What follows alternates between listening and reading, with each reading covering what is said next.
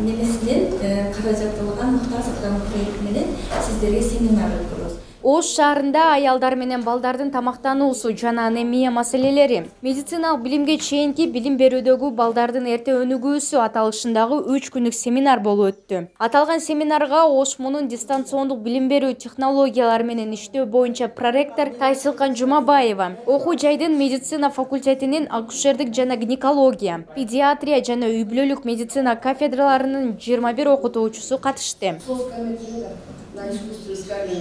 Ondan soskası çoğulsa ilaçla kaptı canım.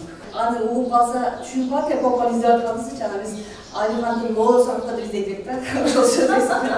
Катышуучулар 18, 19, 20 май күндөрүнө пландаштырылган семинардын жүрүшүндө баланын жашоосунун 1000 күнүнүн мааниси, 6 айга чейинки балдардын тамактануусу жана эмчек сүтүнүн мааниси, 6 айдан 1 жашка чейинки балдар үчүн сунушталган тамактануу практикалары, Кыргыз Республикасындагы аялдардын жана өспүрүм кыздардын тамактануу абалы, жашоо циклы бою тамактануу, аз кандуулуктун себептери жана аз кандуулукту азайтуу чаралары, балдардын аз кандуулугун алдын алуу жана дарылоо, репродуктивдүү курактагы аялдардын аз кандуулугун алдын алуу жана дарылоо, кош бойлуу аялдардын аз кандуулугун алдын алуу жана дарылоо деген темалар боюнча билим алышты.